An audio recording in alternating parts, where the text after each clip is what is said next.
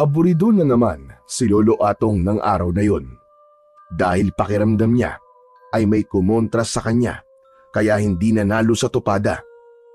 Nauwi tuloy sa wala ang kanyang 500 piso na kinita niya sa pagbebenta ng kanyang mga inuling na kahoy.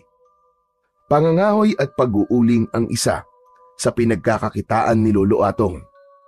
Bukod sa mga pagtatanim din ng mga gulay na malapit lang sa kanilang tirahan.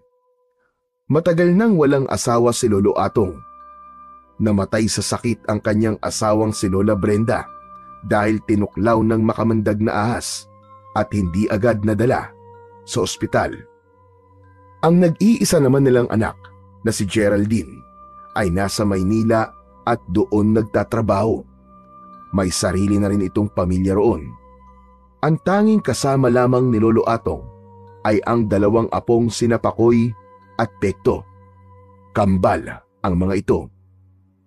Anak ni Geraldine sa pagkadalaga. Maaga kasing nagmahal at nang mabuntis ay biglang hindi na nagpakita ang lalaki. Walang nagawa si Lolo Atong kundi ang tanggapin ang naging kapalaran ng kanyang anak. Upang makalimot naman ay pinaluwas ng Maynila at doon na rin nagkaroon ng bagong karelasyon. Gusto ni Geraldine na kunin ang kambal na anak, subalit si Lolo Atong ang tumututol. Ayaw niyang umalis ang kambal na apo. Masaya siyang kasama ang mga ito. Ayaw din ng 2 bata na iwan ang kanilang lolo. Saka masaya na sila sa probinsya sa baryo Sinagtala. Kaya hinayaan na lang din ni Geraldine para may kasama naman ang kanyang ama. Dahil galing nga sa tupada at talunan si Lolo Atong, kaya matamlay ito. Agad na nagtungo sa kusina para sana kumain. Kaya lamang, pagbukas niya ng kaldero ay walang lutong kanin. Napakamot siya sa kanyang ulo. Pambihira! Hindi pa pala nakakapagluto ang mga Jasky bata na yon. Kung saan na naman siguro nagpunta ang kambal. Kabilin-bilinan ko pa naman na magsaing sila at magdadala na lamang ako ng ulam. Naisip ni Lolo Atong na nangako nga pala siya ng litsyong manok na iuuwi. Kaya lang, dahil nga minala siya at natalo sa tupada, kaya walang litsyong manok na naiuwi ang matanda. Oo nga pala. Naku po. Baka magtampo mga apo ko. Wala ko na iuwing litsyong manok. Abay di bale, magdadahilan na lamang ako. Tsak na maiintindihan naman ako ng mga yon. Minabuti na lang ni Lolo Atong na magsaing. Hindi na niya hinintay ang kambal na apo na hindi niya alam kung nasaan nga ba. Samantala, ang kanyang kambal na apo ay tila nakalimutan na ang bilin ng kanilang Lolo Atong. Nawili na naman sa paglalaro at paggawa ng kalokohan. Katulad nga ngayon, na tila may gustong pagtripan. Pekto, umuwi na tayo! Ano ka ba, Pakoy? Huwag kang KJ dyan, pambira ka naman oh. Baka hinahanap na tayo ni Lolo Atong eh. Hindi pa yun. Abala yun sa sabong. Diba, sabi nga niya, magtutupada siya dun sa kabilang barangay. Malapit na kasi ang piyesta dun, kaya may patupada yung kapitan. Paano kung nakauwi na? Nako, siguradong malalagot tayo nito. Baka magkapasa-pasa na naman ng puwit natin nang dahil sa palo niya. Hindi yun. Kau talaga masyado kang matatakotin. Saka akong bahala. Hindi tayo papaluin ni Lolo Atong. Basta, dito muna tayo at abangan natin siya. Sino ba? Sino ba nga abangan natin? Eh sino pa? Eh di si Popsicle. Ano? Yung apo ni Lola Shiny? Yung galing sa Maynila? Oo, kasi nga ang sabi, manananggal daw yun. Narinig ko yun eh. Hala, sigurado ka ba, Pekto? Oo, Pakoy. Sabi yun ng mga tambay sa may tindahan ni Aling Marites. Eh bakit dito tayo nag-aabang sa malapit sa kasilyas nila? Oras kasi ng paliligo ni Popsicle ngayon. Baka kapag nag-iisa siya, lumabas ang kanyang pagiging manananggal.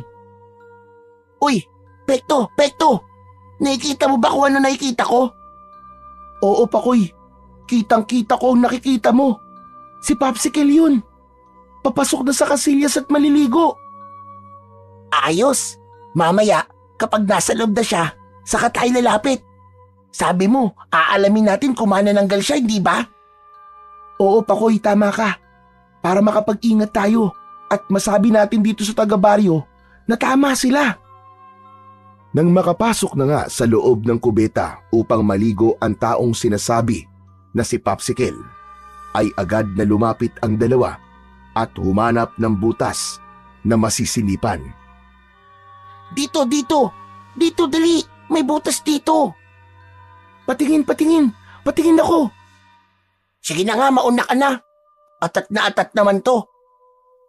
Naku po. Naloko na. Bakit, Pekto? Ano ba nakikita mo? Manananggal nga ba si Popsicle? Teka lang. Hindi ko pa sure. Kasi magtatanggal pa lang.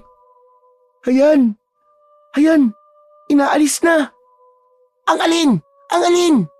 Basta, diyan ka lang muna. Ako na muna ang bahala dito. Sasabihin ko na lang sa'yo ang nakikita ko. Ano ba kasi nakikita mo? Teka, bakit ganun? Bakit may tali? Ang alin? May tali saan? Naku po, naloko tayo. Napeke tayo. Hindi siya manananggal. Wala siyang pakpak. Bakit? Anong meron? Buntot. May buntot siya. Ano? May buntot si Popsicle? Baka manananggal na naging hayop, kaya may buntot. Hindi. May buntot sa harap. May lawit si Popsicle. Anong may lawit? Teka, ako naman nasisilip. Kanina ka pa eh. O ayan. O ano? Nakita mo na ba? Di ba may nakalawit? Jaske, naloko tayo. Lalaki pala na mukhang babae si Popsicle. Becky siya. Samantala, naramdaman ni Popsicle na may namboboso sa kanya. Nagmamadaling nagbihis ito at lumabas ng palikuran na galit na galit. Aba, mga walang hiyang ito? Mga bastos! Mga walang modong bubuit! Pakoy! Takbo! Dali! Nagmamadaling kumaripas ng takbo ang kambal. Hinabol naman ito ng bato. Pinagbababato ni Popsicle. Hoy!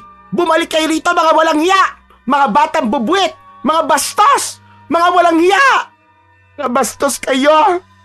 Sinira niyo ang dangal ko! Nakita niyo na ang lahat sa akin!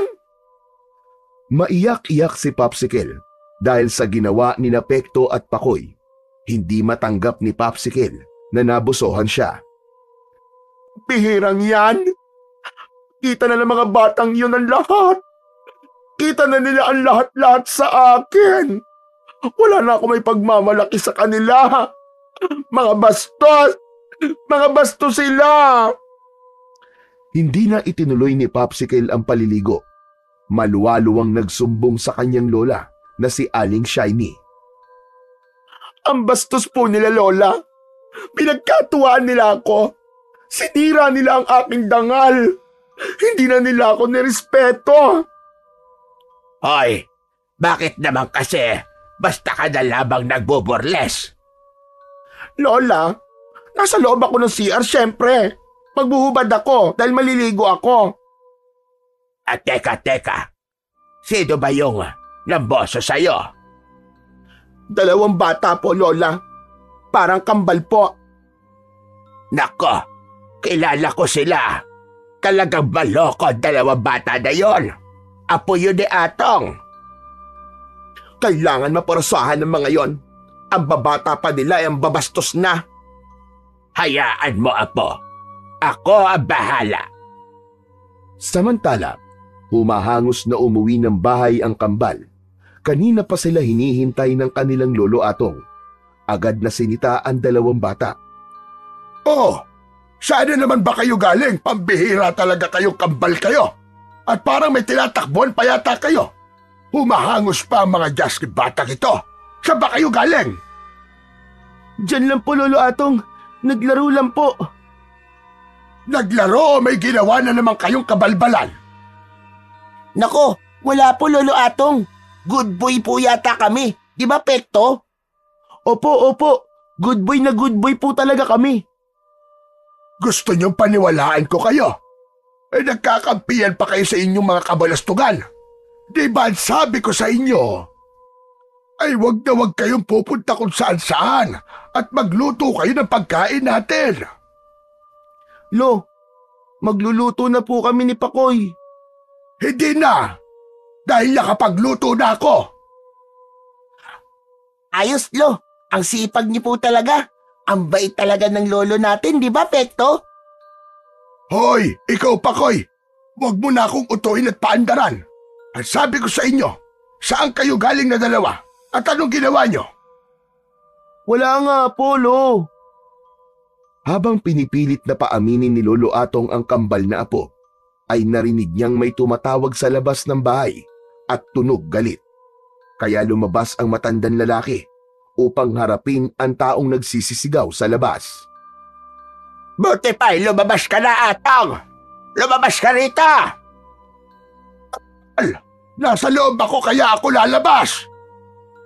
Huwag ka na pilosopong matanda ka! Lumabas ka rito! Oy, Shiny! Matanda ka rin! Pareho tayo matanda! Ano kailangan mo ha? Kung mangungutang ka, may pasensya na! Hindi ako magugutang dahil alam ko wala kang pera.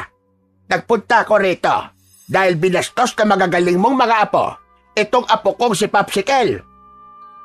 Binastos po ako ng mga apo nyo. Binusohan po ako. Abay sigurado ka ba, Sorbetes? Ano? Anong Sorbetes po? Popsicle po ang pangalan ko, hindi Sorbetes. Ang corny po ng joke nyo hindi po nakakatawa. Ganun ba? Gusto ko lang namang pagaanin yung galit nyo ng lola mo. Chill lang kayo. Baka kayo ma-stroke. Anong kila pinagsasasabi mo? Baka kinilasing ko yung pagbumuka mo, makita mo. High blood ka naman kagad, Shiny. Pagpasensyahan nyo na ang mga apo ko. Talagang may kapilyuhan ng mga yan Anong kapilyuhan ang sinasabi mo? At sabihin mo, mga bastos na kagaya mo. Abay, sandali. Bakit ako nadamay? Binastos ko ba ang apo mo? Hindi. Oh, hindi naman pala. Ba't pinaparatangan mo akong bastos? Baka gusto mo bastosin kita para maging totoo yung paratang mo. Di bastosin mo. Ano? Game! Eto na! Bastosin mo ako kung gusto mo. Nako, hindi na pala. Mamaya ireklamo mo ko. Malaking kahihiyan yan. Baka sabihin pa nila, wala akong ka-taste-taste kasi mambabastos lang din ako sa gurang at kulubot pa. Aba, anong kulubot ang sinasabi mo? Oy, makinis pa ito, no? At ang katawan ko, pinagpapantasyahan pa yan. Oo nga naman. Gusto na yung pagpantasyahan ng mga uod. Abay, siraulong to Ginagalit mo ba talaga ako, Atong? Baka ikaw ang pagpantasyahan at pagpiesta ng mga uod. Makita mo ang hinahanap mo. Lola Shiny, umuwi na nga po tayo. Mukhang wala namang mangyayari sa pagpunta natin dito. Mag-aaway lang kayo ni Mang Atong. Sumusobra na kasi matandang ito Nakakapikon na. Mainit agad ang ulo mo, Shiny. Masyado kang pikon. Dahil nakakapag-init ka at nakakapanginig ka ng laman. Ayun! Nag-iinit ka pala sa akin At nakita mo lang ako, nanginginig na kagad ang laman mo. Kasi, type mo ako. Oy! Hindi kita type Nako, talagang ginigigil ako ng walang hiyang matanda na ito. Namumuro ka na talaga sa akin, Atong. Bakit? Malapit na ba akong bumingo at namumuro na? Sige, magbibingguhan na lang tayong dalawa. Bastos ka, matanda ka. Tayo na nga, Popsicle, at malapit na talaga ako mawala sa sarili. Di po, tayo na po, Lola. Mag-iingat ka, Shiny! Hanggang sa muling pagkikita! Ikaw ang mag-ingat dahil hindi pa tayo tapos. At pagsabihan mo ang kambal mong apo dahil malilintikan sila sa akin dahil sa pambabastos nila sa aking apo. Nako, wala namang mawawala kay Popsicle Hindi naman nakuha ng kambal ang nakita nilang santol sa apo mo. Anong santol po ang sinasabi niyo, Mang Atong? Di ba, santol naman talaga meron ka. 2 santol na may 1 buntot. Piling babaeng virgin ka lang naman. Pero ang totoo, ikaw ay babaeng may santol sa pagitan ng hita. Bastos ka talaga, Atong! Bastos! Matandang bastos na ito. Makikita mo hinahanap mo. Magsisisihan mo ang pambabastos niyo sa amin ng apo ko. Galit na umalis ang maglolang Shiny at Popsicle. May iniwang pagbabanta pa ang matandang babae kay Lolo Atong. Hinarap naman ni Lolo Atong ang kambal na apo. O ano? Nakita niyo na naging resulta ng ginawa niyong magkapatid, ha? Itong si Pekto po kasi, Lolo Atong eh. Siya po ang nagsimulang sinipan namin si Popsicle eh. Ako pa talaga ang sinisi mo nakasilip ka rin naman. Bakit niyo ba sinisilipan si Popsicle? Wala naman kayo maihita doon. Dahil si Popsicle, mukhang babae lang yon, pero lalaki yon. Oo nga po, Lolo Atong. Napeke po kami. Nascam po kami ni Popsicle. Fake news siya. Nga, Lolo Atong, ang sabi kasi nitong si Pekto, manananggal daw po si Popsicle. Kaya ayun, nagpumilit po si Pekto na silipan namin siya nung mangubeta siya. Yun po kasi ang sabi ng mga tambay, Lolo eh. Manananggal daw po ang apo ni Lola Shiny na galing ng syudad. Magdabuho kayo, bata kayo. Hindi manananggal na gaya ng iniisip niyong ibig sabihin ng mga tambay. Hindi aswang na manananggal. Pambihira itong mga to. Ano po? Baka magnanakaw, Pekto. Manananggal ng mga sampay. Hindi rin. Mali. Ang ibig sabihin ng mga tambay ay manananggal ng lakas. Yung si Popsicle. Paano po yun? Paano niya po tinatanggal ang lakas? At kaninong lakas po? Sa mga lalaking tambay. Paano nga po yun, Lolo Atong? Hindi po namin magets eh. Paano naging manananggal ng lakas si Popsicle? Nako, huwag niyo nang alamin dahil mga bata pa kayo. Saka malalaman niyo rin yon pagdating ng tamang panahon kapag naging binata na kayo. Ang tagal pa po nun, Lolo Atong. Di po ba pwedeng sabihin niyo na po agad sa amin ngayon? Hindi pa nga pwede dahil usaping pang matanda lang yon. Kayong dalawa, itigil niyo ng pagiging pilyo niyo at paggawa ng kalokohan. Mapapaaway ako at mapapahamak sa mga kabulastugan yung dalawa. Mabuti pa kumain na tayo. May dala ka po bang inihaw na manok, Lolo? Sabi niyo po, mag-uuwi po kayo ng inihaw na manok kapag nanalo po kayo sa tupada. Inihaw din naman ang ulam natin Kaya lang, inihaw na tuyo. Abay, pasensya na kayo. Minalas ako sa tupada. Kaya bawi na lang kayo next time. Ano ba yan? Nakakalungkot naman ang ulam natin, Pakoy. Isipin nyo na lang na habang inuulam nyo ang inihaw na tuyo, ay inihaw na manok ang nilalantakan nyo. Abay, kaya yun sa pamamagitan ng inyong imahinasyon. Walang nagawa ang kambal, kundi ang mag-ulam ng isdang tuyo. Saka wala rin silang pagpipilian dahil kung hindi sila mag-uulam nun, magagalit ang kanilang Lolo Atong at lalong hindi sila papakainin. Kesa magutom sila, di talo-talo na sa pag-ulam ng inihaw na tuyo. Samantala, sa pag-uwi ng bahay ng maglolang Aling Shiny at Popsicle, ay umuusok pa rin ang ilong ng matandang babae sa pagkapikon. Ay nako, nakakapikon talaga siya. Ang sarap sa kalin. Si Mang Atong po ba ang tinutukoy niyo, Lola? Sino pa nga ba? Ang kapal ng mukha ng matandang yon. Hindi na nahiya. Akala yata niya may gusto ko sa kanya. Abay, damuhong matanda yon. Ang sarap sungangain ng bunganga. Hay naku, Lola, tama po kayo. Hindi rin po ako papayag sa inasal niya. Nilait-lait niya ako. Sinabihan ba naman akong Babaeng may santol sa pagitan ng hita. Aba, ang sarap sinilasin ng ilong. Pagsisisihan niya ang pagpapahiya niya sa atin, Apo. Gaganti tayo sa kanya. Matitikman niya ang ganti ng isang api. Hay! Gora ko dyan, Lola Shiny. Kung anong gagawin mo sa kanya, andito lang ako. Support talaga ako sa'yo. Kinagabihan ay inihanda na ni Aling Shiny ang kanyang gagamitin sa planong pagganti kay Lolo Atong. Yun din ang unang pagkakataon na ipapaalam niya sa kanyang apong galing syudad ang totoo tungkol sa kanyang pagkatao. Handa na niyang ipaalam ang kanyang lihim. Lola Shiny, bakit ngayong gabi pa? Mag-aalas 12 na po ng gabi ha. Ito ang tamang sandali para gumanti sa Atong na yon. At siyempre, damay na ang kanyang mga apong bubuit. Lola, ano po ba itong nasa bote? Bakit may ganyan? Langis po ba ito? Oo, Apo. Langis yan. Bakit, Lola? Piprituin po ba natin sila? Bakit may langis kayo?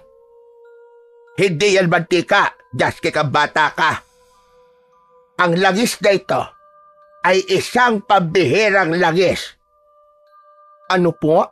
Pambihirang langis? Tapos ano pong gagawin natin? Ako lang muna, dahil hindi pa ito magkakaroon ng bisa sa'yo. Lola, ano bang gagawin mo sa langis na yan? Manood ka na lamang muna, dahil bago ko gamitin ang langis, ay kailangan ko munang magsagawa ng orasyon. May inilabas na isang tila tau-tauhang yari sa kahoy si Aling Shiny at inilagay yun sa ibabaw ng maliit na mesa. Nakatingin lang si Popsicle na noon ay napapakunot na ang noo dahil sa pagtataka. Subalit hindi na muna nagtanong ang apo, kundi patuloy na pinagmasdan ang bawat kilos ng kanyang lola. Lumuhod ito sa harap ng isang tila tau-tauhan na nasa ibabaw ng mesa at hinaplos-haplos ito. Kasunod noon ay ang pagyuko na sinabayan pa ng pag-usal ng dasal na nasa lengguwaheng hindi maunawaan ni Popsicle. Ilang minuto ring tumagal ang ginagawang orasyon ni Aling Shiny. Saka nito binuksan ang isang bote na may lamang pambihirang langis. Naglagay yon sa kanyang palad at saka ipinunas sa mga braso. Kasunod ay sa leeg, patungo na sa buong katawan hanggang sa paa. Halos maligo sa langis ang buong katawan ni Aling Shiny. Nangingintab ang katawan dahil sa langis na ipinahid nito. Maya-maya pa ay gumalaw-galaw ang katawan ni Aling Shiny na tila may kung anong kumikiliti rito. Kumislot-kislot ito hanggang sa unti-unti may lumitaw sa gawing likuran ng matandang babae. Napaurong naman si Popsicle nang makita na pakpak ang lumitaw sa gawing likuran ng kanyang lola. Kasunod ng paglitaw ng pakpak sa likurang bahagi ni Aling Shiny ay ang pagkakaroon nito ng matutulis na kuko, pagkakaroon ng mga pangil at panlilisik ng mga mata na nagkulay dugo na animoy nagbabaga sa galit. Naging magulo ang buhok na tila matitigas na parang maliliit na alambre. Subalit ang pinaka-ikinagulat at ikinatakot ni Popsicle na muntik na siyang mapatakbo palabas ng silid ay ang pagkakahati ng katawan ni Aling Shiny. Humiwalay ang kalahati ng katawan ni Aling Shiny. Muntik na masuka si Popsicle sa amoy na malansa. Nakita rin niya ang paggalaw ng mga bituka na lumitaw sa nahating katawan ng kanyang lola. Naging isang manananggal ang matandang babae.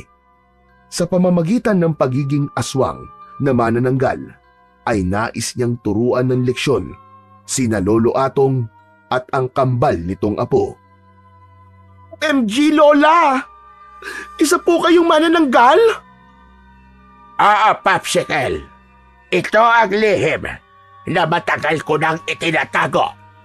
Kaya nga ayaw ko ring manirahan sa syudad kasama nyo, sapagkat wala kong magiging kalayaan doon. Nakakatakot po ang itsura niyo, Lola Shiny. Afraid ako.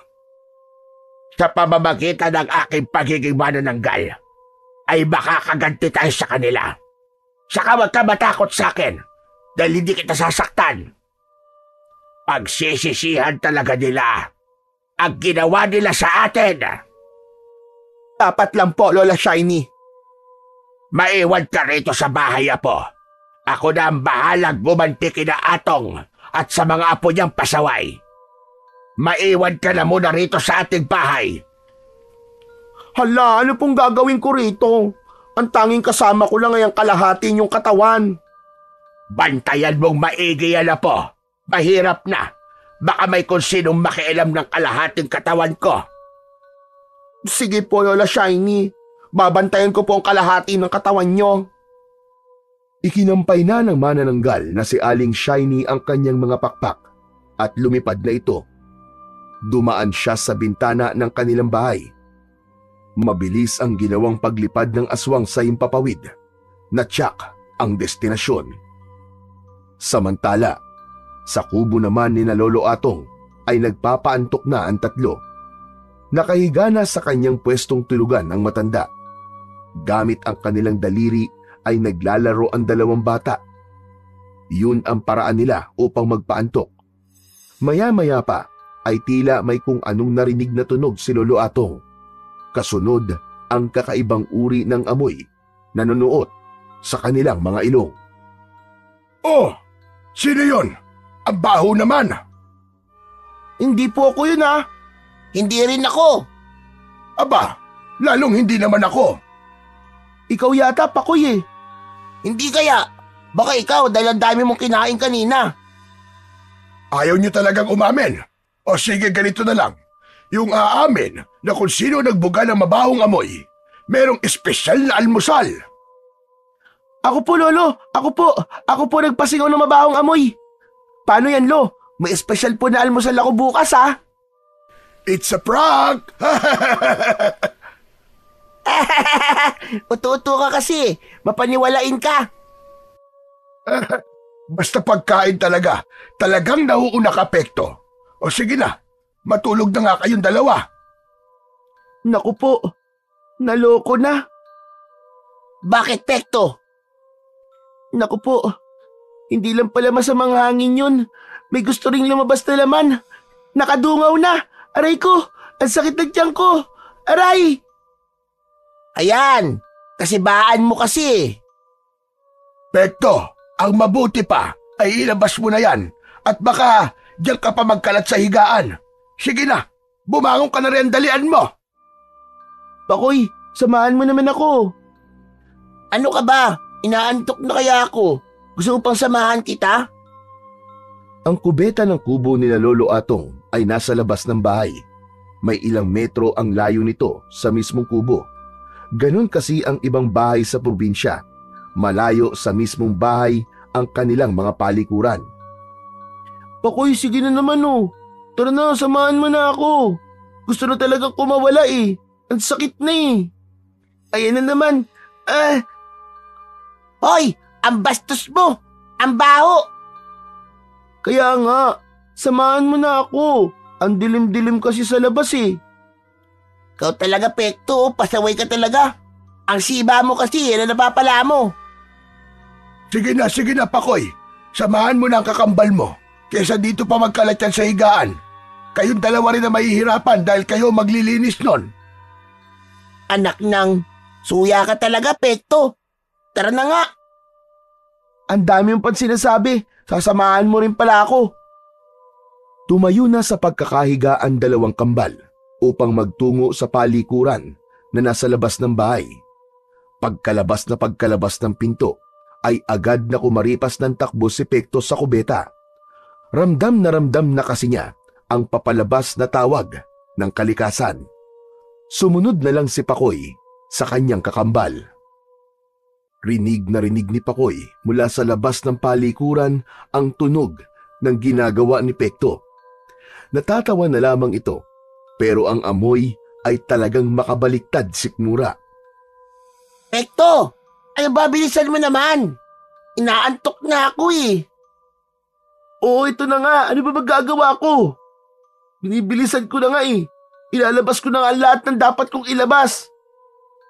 Maya-maya pa ay may naramdaman si Pakoy na kung anong ingay na tila lumilipad. Napatingala siya. May kung anong maitim na bagay siyang nakita na lumulutang sa himpapawid. Ang ingay na yon ay naririnig ni Pekto na nasa loob ng palikuran. Pakoy! Pakoy, ano bang ingay yun? Hindi ko rin alam, Pekto. Bilisan mo na kasi dyan. Kinakabahan tuloy ako eh. Baka aswang yun eh. Hoy, Pakoy, wag ka nananakot ha. Hindi masamang biro yan. Hindi ako nag-joke. Yun talaga ang kutob ko. Ano? Matagal ka pa ba dyan? Heto na, matatapos na ako. Konti na lang ang sakit ng tiyan ko. Minsan pa ay lumakas ang ingay na tila pagaspas mula sa malalaking pakpak. Pakoy! Pakoy, ayan na naman yung ingay. Ano ba talaga yun? Hindi sumagot si Pakoy. Maya-maya pa ay sumigaw na ito ng malakas. Wah! Manananggal! Pekto! Takbo tayo, Pekto! May manananggal! Hindi alam ni Pekto ang gagawin na nasa loob ng kubeta. Napatayo ito at agad na binuksan ang pinto, saka kumaripas na rin ng takbo. Samantalang si Pakoy ay nauna ng tumakbo. Samantala, ang manananggal na nakita ni Pakoy ay tila nagulat din sa ginawa ng dalawang bata. Kumakampay-kampay lamang ang pakpak nito habang nakalutang sa himpapawid. Dahil nga hindi na nagawa pang itaas ni Pekto ang suot niyang salawal, kaya tumakbo itong nakababayon. Kaya hindi ito nakatakbo ng mabilis at sa halip ay nadapa pa yon at napasubsob ang muka sa lupa. Ah! Aray ko! Ang sakit ng tuhod ko! Pakoy! Pakoy, nasan ka na? Ang kakambal na hinahanap ay malayo na sa kanya na mabilis nang tumakbo upang takasan ang nakitang manananggal. Sapagkat nadapa naman si Pekto at hindi maganda ang pagkakadapa nito, kaya nahirapan itong tumayo. Nang mga pagkakataong yun ay nakita ni Pekto ang lumilipad na manananggal. Kitang-kita niya nang pabulusok itong lumipad patungo sa kanya. Ah! Huwag kang lalapit! Huwag kang lalapit! Ang pangit mo! Wala kang kawala, bata. Akin na ang sariwang laman mo. Pakoy! Pakoy, tulungan mo ako, Pakoy! Ilang metro mula sa kinaroroonan ni Pekto ay nakatingin lamang sa kanya si Pakoy na hindi alam ang gagawin. Nanginginig ang katawan nito dahil kitang-kita niya ang kabuuan ng manananggal na nakakatakot ang anyo. Noon lang siya nakakita ng ganoong kampon ng kadiliman. Kalahati lang ang katawan na lumilipad at may nakakakilabot na anyo. Dinagit ng manananggal si Pekto. Nagkakakawag sa takot ang bata at hindi malaman ang gagawin. Bitiwan mo ako, manananggal! Bitiwan mo ako! Maawa ka sa akin! Huwag mo akong kakainin! Ugok ka ba? Bit-bit na nga kita. Tapos, gusto mo pang bitiwan kita? Ano ko, hilo? Pakoy! Pakoy, tulungan mo ako! Asan ka ba, kambal ko? Tulungan mo ako, Pakoy! Tulungan mo ako! Huwag mo nang tawagin ang kakambal mo. Naduduwag yon, kaya hindi ka tutulungan. Takot siya sa manananggal. Hindi alam ni Pekto kung anong gagawin sa kanya ng manananggal. Pero gaya ng sinabi nito kanina, ay kailangan nito ang kanyang lamang loob. Ayaw niyang mapatay at makain ng isang manananggal ang kanyang lamang loob. Habang tangay si Pekto ng manananggal, ay naramdaman niyang tila malamig ang ibabang bahagi ng kanyang katawan. Naalala niya na hindi nga pala niya naitaas ang kanyang salawal dahil sa pagmamadali, at nang dagitin siya ng aswang ay nahulog na ito ng tuluyan. Saan mo ba ako dadalhin, manananggal? Maawa ka sa akin! Pakawalan mo ako! Pakawalan mo ako! Pakawalan mo ako, manananggal! Tumahimik ka! Ang ingay mo! Nag-isip ng paraan si Pekto kung paano ba siya bibitiwan ng manananggal na dumagit sa kanya. Kailangan niyang subukan ang kahit na anong paraan. Dapat may gawin siya. Alam ni Pekto na wala siyang suot na salawal. Kanina lang ay nagbawas siya nang biglang dumating ang manananggal at hindi pa nga siya nakapaghugas. Kaya ang ginawa ni Pekto ay kinapa niya ang kanyang likuran na mamasa-masa pa. Pagkatapos ay pinilit niyang tignan ang muka ng manananggal. Nagpumilit siyang abutin ang muka nito at ipinahid ang kanyang daliri sa ilong nito. O yan! Ayan! Para sa'yo! Singutin mo! Naramdaman ng manananggal ang pagpahid ni Pekto sa kanyang muka.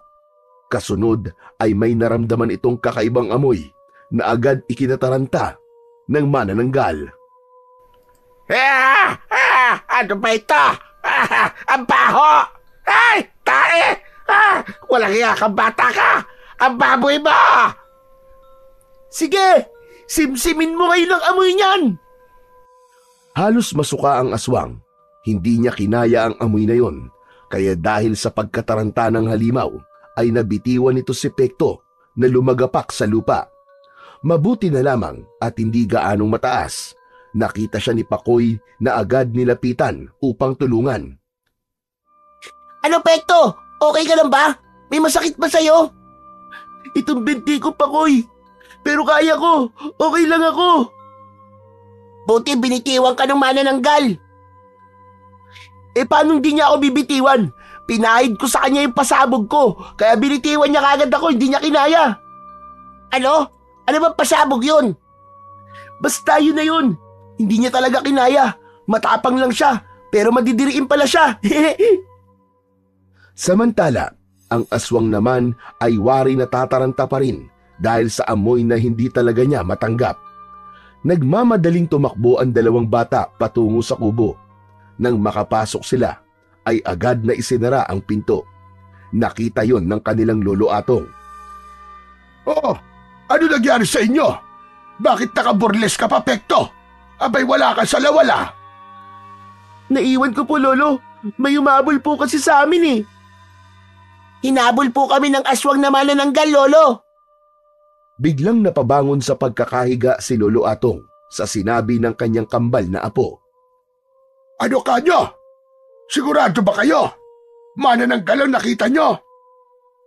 Opo, Lolo Atong. Kalahating katawan lang po siya na lumilipad.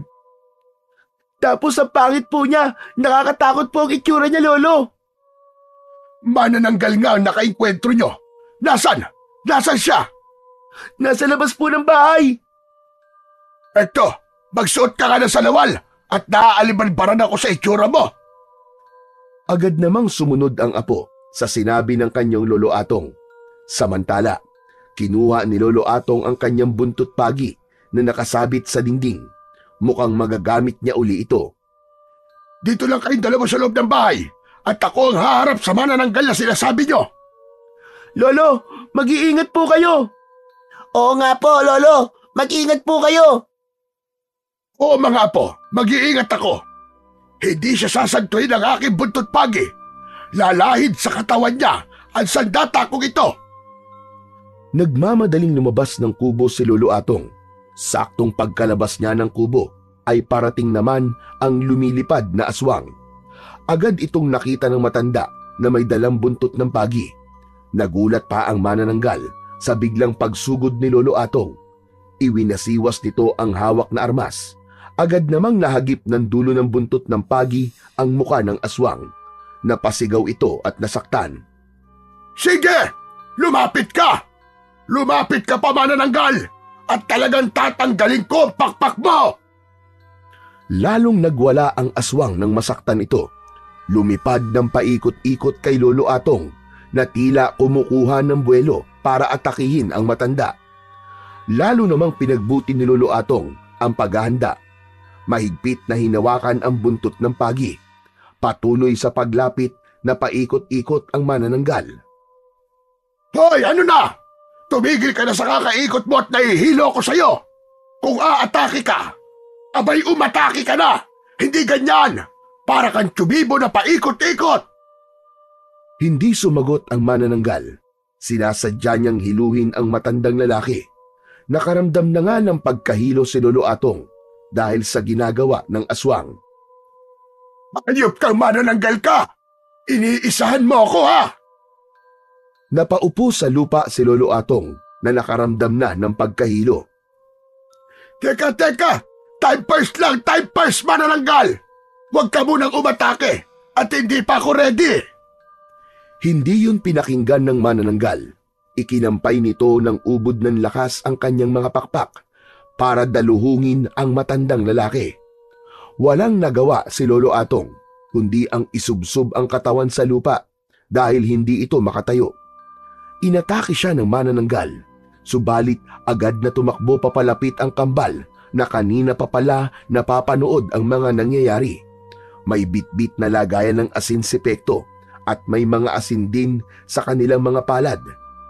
Kaya buong lakas nilang isinaboy ang asin na nasa kanilang mga kamay sa katawan ng manananggal. Nagwala at nagsisisigaw ang manananggal na tila binuhusan ng asido ang buong katawan nito dahil sa hapdi na nararamdaman. Lumikha kasi ng usok at tila napaso ang katawan ng manananggal dahil sa asin na isinaboy sa katawan nito. Nagkikikisay ang manananggal na animoy isang bulate. Nais niyang tanggalin ang asin na kumapit sa kanyang katawan.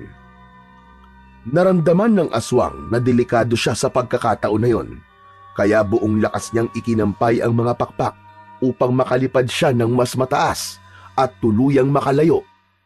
Dahil ramdam niyang malalagay sa panganib ang kanyang buhay kung hindi pa siya aalis upang tumakas. Napapalakpak ang kambal nang makitang lumipad na papalayo ang manananggal. Ayos! Natalo natin siya, Pakoy! Tama ka! Napaurong natin siya dahil sa asin! Dahil yung asin, ang kanilang kahinaan, Pakoy. At maraming salamat sa inyo, mga apo. Iniligtas niyo ko sa halimaw na yon. Ang pangit pala po ng manananggal, Lolo. Siyempre, manananggal nga eh. Pangit talaga yun. Ito talagang si Pekto. Hay nako, hindi nag-iisip. O siya. Tama na yan, tama na. Baka mag-away pa kayong dalawa dahil lang sa manananggal na yon. Lolo, bakit inatake po tayo ng manananggal? Oo nga po, Lolo. May nagawa po ba tayong kasalanan sa kanya? Saka, sino po kaya ang manananggal na yon? May kutob ako kung sino siya, mga apo. Dahil siya lang naman ang nagbanta sa akin. Teka, Lolo Atong. Hindi kaya si Aling Shiny ang manananggal?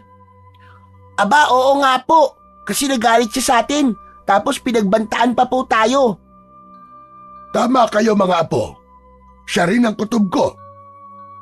Nako, dapat isumbong po natin kay Kapitan. Hindi, Pekto. Wag. Hindi na muna kailangan. Saka wala pa tayong sapat na katibayan kung si Shiny nga ang aswang na sumalakay sa atin. Kailangan makakuha muna tayo ng sapat na katibayan.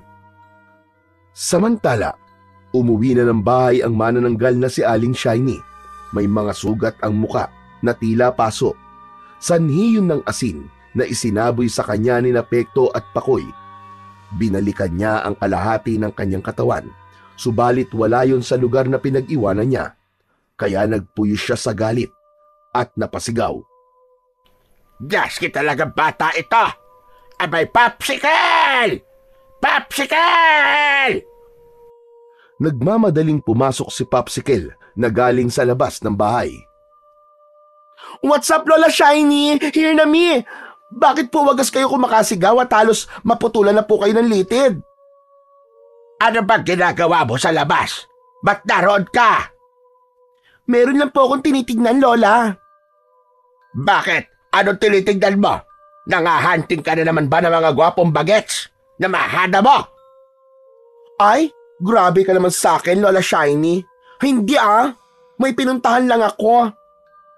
Nag-alala lang ako na baka kung ano na yon, pero wala akong nakita. Asa na? Saan mo nilagay? Saan mo nilagay? Ilabas mo na! Ang alin po ba, Lola Shiny?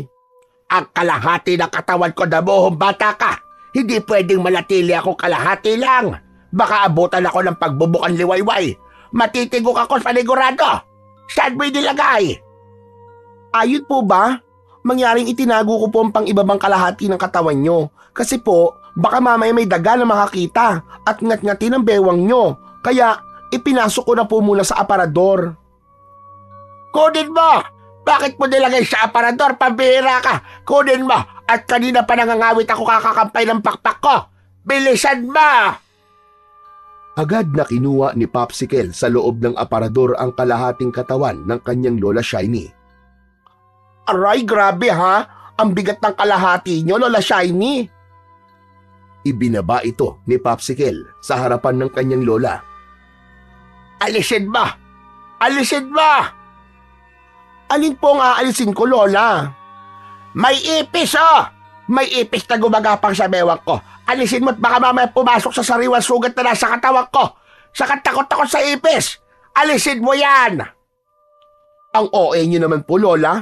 Manananggal, takot sa ipis. Ano to? Ang dami mo pang sinasabi. Ba't mas marunong ka pa sa akin? Takot talaga ako sa ipis. Dagukan kita dyan Oo na po. Sige na, tatanggali ko na po ang ipis. O hayan, naalis ko na ang gumagapang na ipis. Maaari na po kayong bumalik sa kalahating katawan nyo. Ganun na nga ang ginawa ni Aling Shiny. Kaya sa ilang sandali lang ay nagsugpong uli ang katawan ng manananggal. Bumalik sa dati ang katauhan nito. Maging ang nakakatakot na anyo ay nawala at bumalik si Aling Shiny sa dating itsura. Sa pagkakatitig ni Popsicle sa kanyang lola, ay napansin nito ang mga sugat at tila paso sa katawan. Ay, Lola! Paano po yung mga nasa katawan nyo? Ang mga hayop na yon, naisahan ako ng kambal at niatong. Ano po? Ibig nyo sabihin, napalaban kayo sa kanila? Oo, nakahanda pala mga gunggong na yon. Kung ganun po, Lola, mapanganib po pala sila. Akala yata nila ay matatakot nila ako. Babalikan ko sila, Popsicle. Hindi pa kami tapos. Kung gulo ang hanap nila, ibibigay ko yon sa kanila. Dahil sa kakaibang pangyayari na yon, ay hindi na yon mawala sa isipan ng batang kambal. Napatunayan nila na totoo pala ang manananggal. Sabi ng mga tambay, si Popsicle ang manananggal. Pero ang totoo pala, ang lola niya ang legit na manananggal. Nako, panigurado, magugulo ang baryo natin dahil kay Aling Shiny.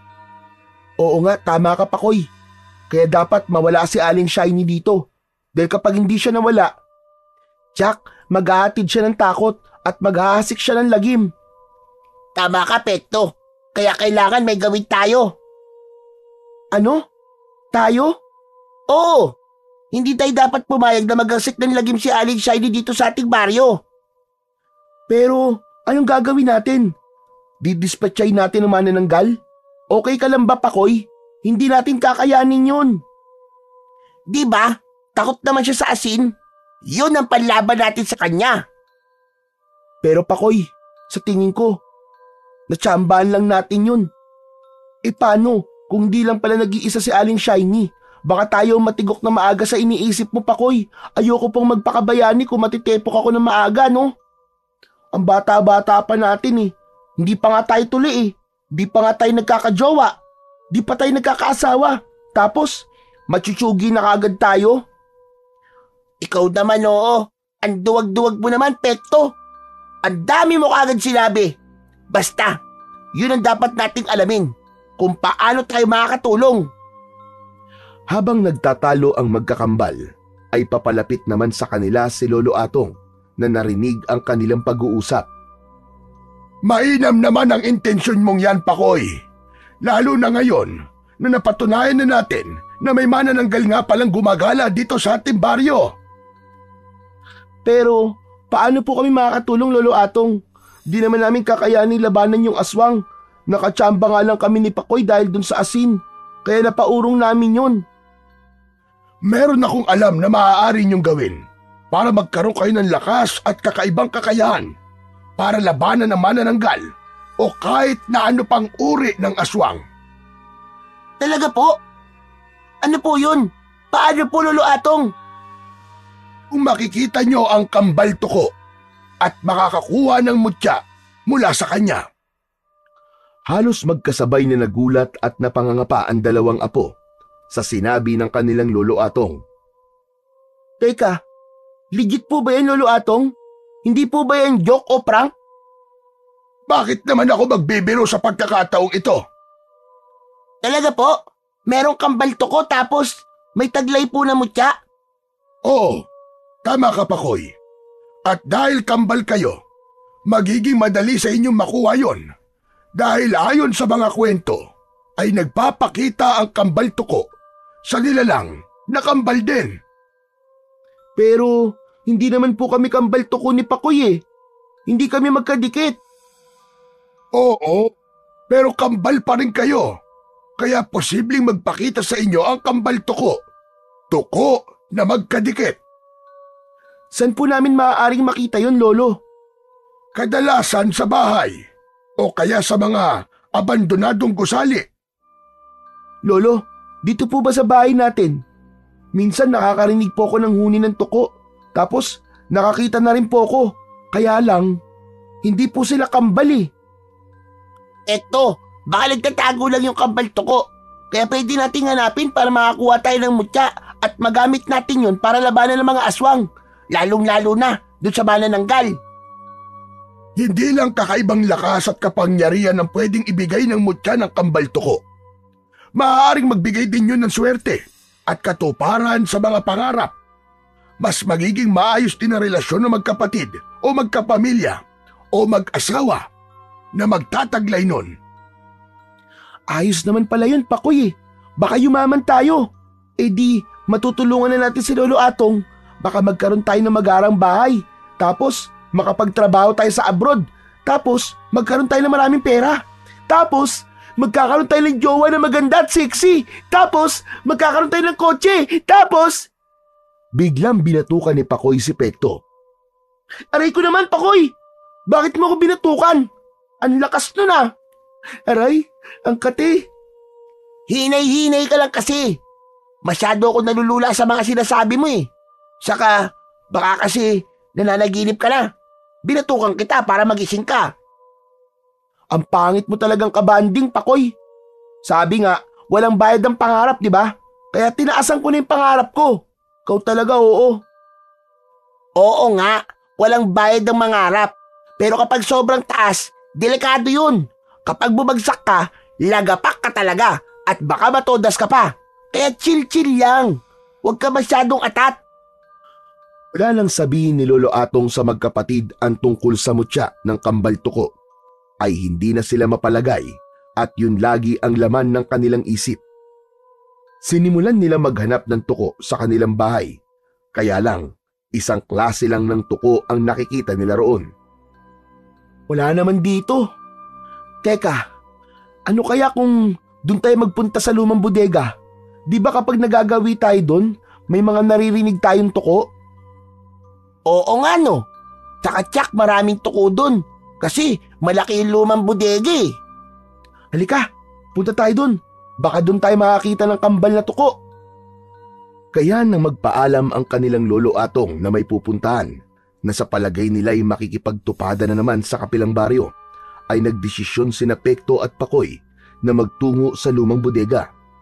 Nagbaon din sila ng kanilang pagkaing tinapay at tubig para may makain sila sakaling magutom sa paghahanap ng kambal tuko. Andito na tayo sa lumang bodega, Pekto. Ang daming tambak dito. Baka hindi tuko makita natin dito, kundi sawa. Kapag may nakita tayong sawa, ibig sabihin, merong tuko.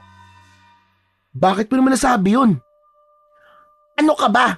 Di ba ang tuko, pagkain din ng sawa? Kaya kung saan may sawa, merong tuko. Wow! Ayos ah! Nakikinig ka pala sa turo ng teacher natin ah! Maya-maya pa, nakarinig na ng tuko ang kambal. Hindi lang isa, kundi marami. Naririnig mo ba ang naririnig ko, Pakoy? Oo, Pekto. Naririnig ko ang naririnig mo. O ano? Ano pang gagawin natin? Ano pa nga ba? Kundi Operation Hanap Tuko! Agad nilang sinimulan ang paghahanap sa narinig na tuko. Bagamat marami ang ingay na nalikha ng mga yon, ay wala naman silang makita kagad. Kung saan-saan sila naghalungkat, pero hirap silang makita yon. Mukhang pinaglalaroan tayo, Pakoy ah. May naririnig nga tayong tuko, pero wala naman tayong makita. Konting tiyaga lang. Andyan lang yun. Baka nagtatago lang.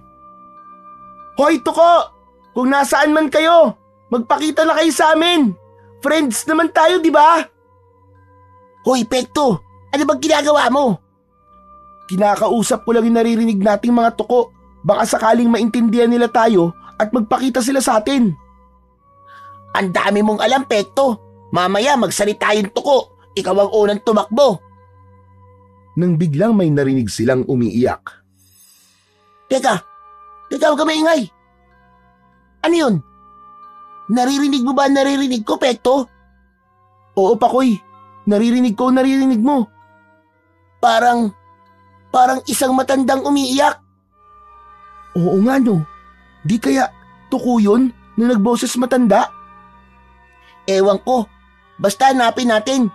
Para kasing nahihirapan eh. Baka kailangan niya ng tulong. Hinanap nila ang pinanggagalingan ng babaeng umiiyak. Wala yun sa loob ng lumang bodega, kaya lumabas ang kambal. Nakita nila ang isang matandang babae na nakasalampak sa lupa at tila hirap itong makatayo. Nag-aalangang nilapitan ng kambal ang matandang babae. Hala, Lola, ano po nangyari sa inyo? May umaway po ba sa inyo? At bakit kayo umiiyak? May nangyari kasi, Apo. May asong humabol sa akin kanina.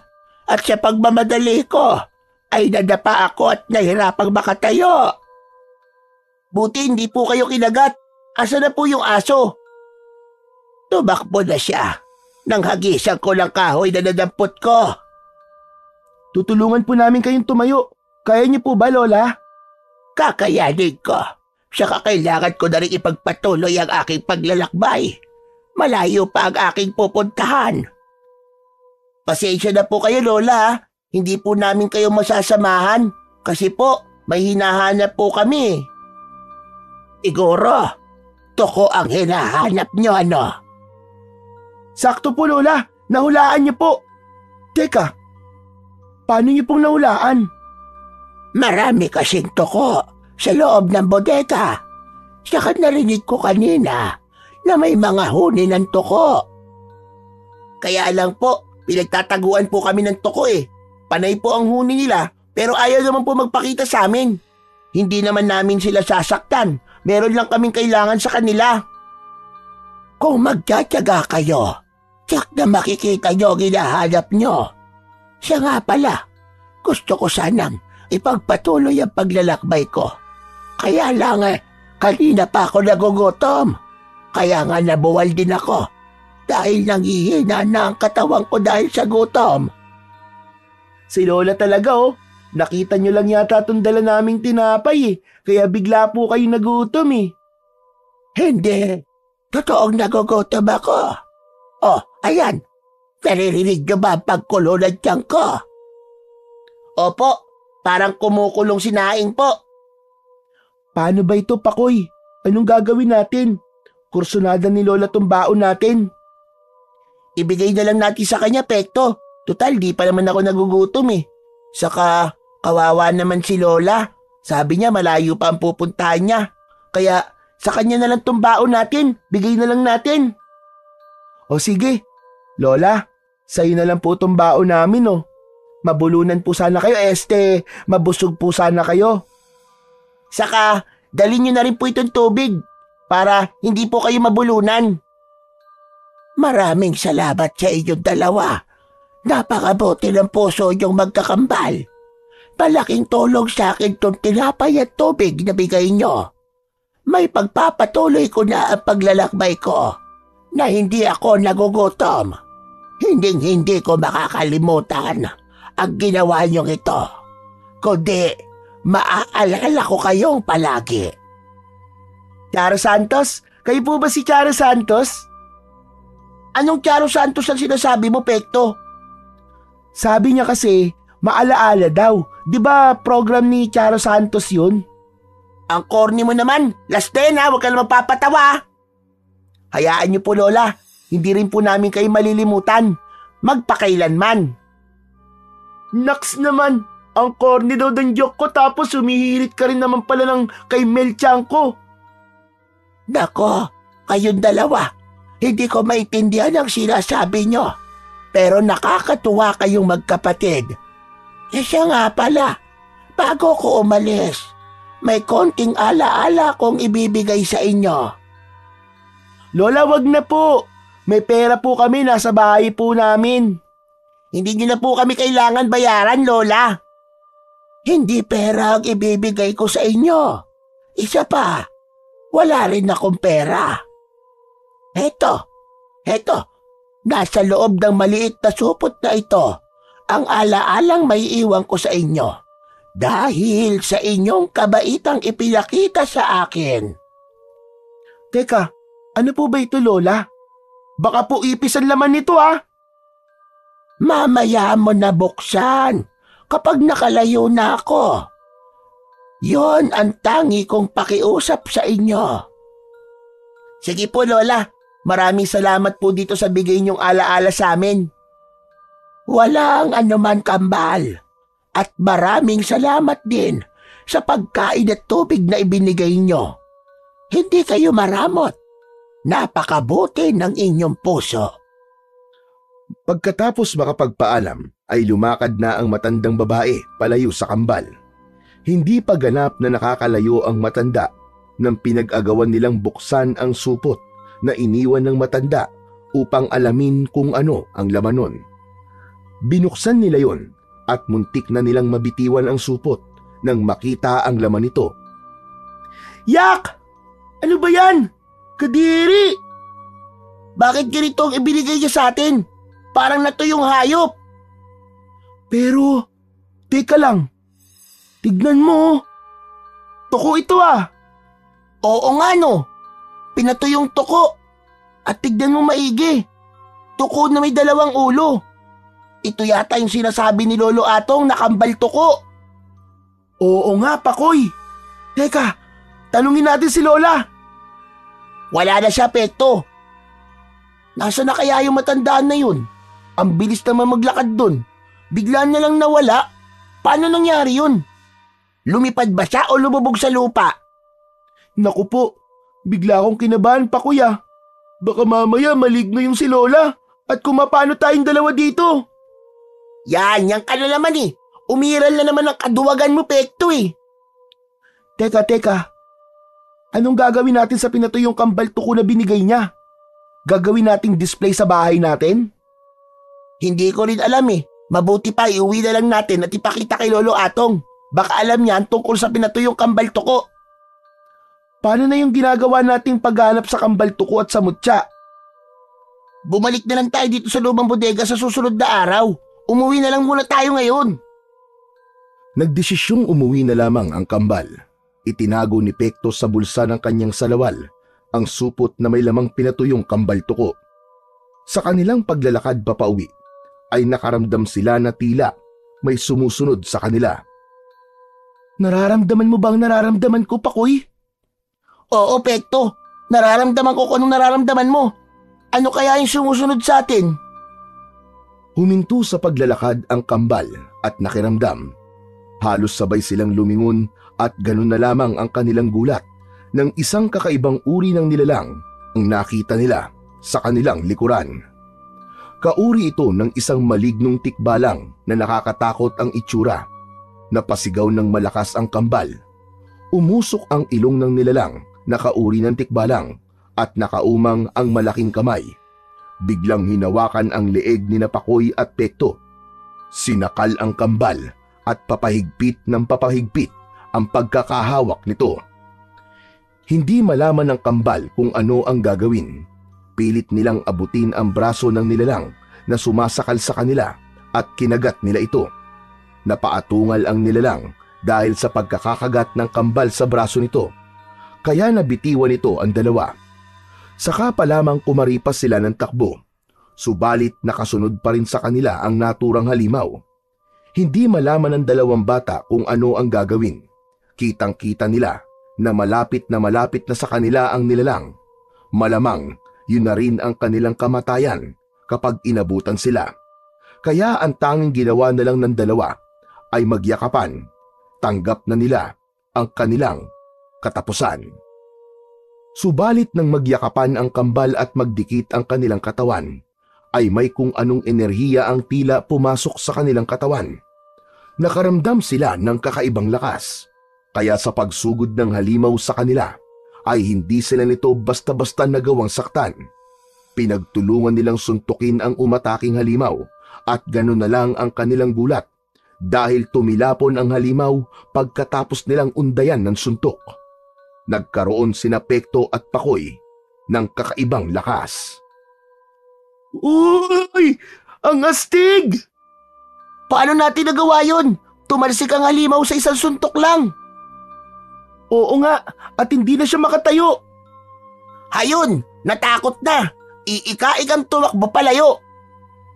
Pero paano nangyari yun? Hindi ko rin alam, Pekto. Teka lang, naiisip mo ba naiisip ko, Pakoy? Oo, Pekto. Naiisip mo. Siguro ang pinatay yung kambal tuko ang dahilan. Tama ka. Doon nagmula ang lakas natin. Sadyang hindi pa rin makapaniwala ang kambal sa kanilang naging karanasan. Kaya sa kanilang pag-uwi ay yun kagad ang kanilang ikinuwento sa kanilang lolo Atong. Totoo ba mga sinabi niyo mga apo? Opo, Lolo Atong. Bigay po sabi ng isang matandang babae ang pinatuyong kambal tuko. Heto po, Lolo Atong, oh.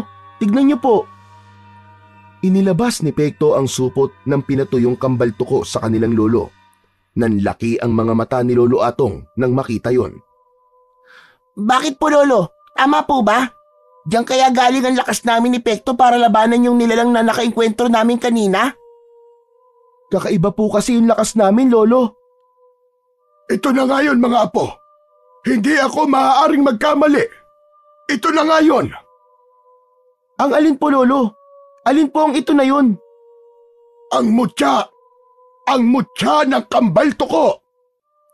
Sure po ba kayo, Lolo Atong? Hindi naman po yan mukhang mutya eh.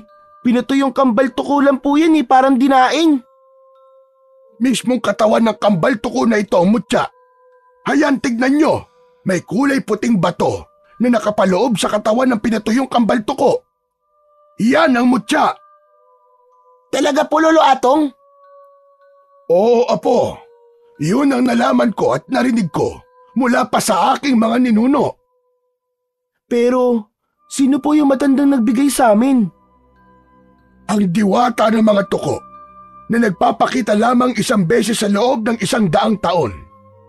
Mapalad kayo mga apo na sa inyo nagpakita yon.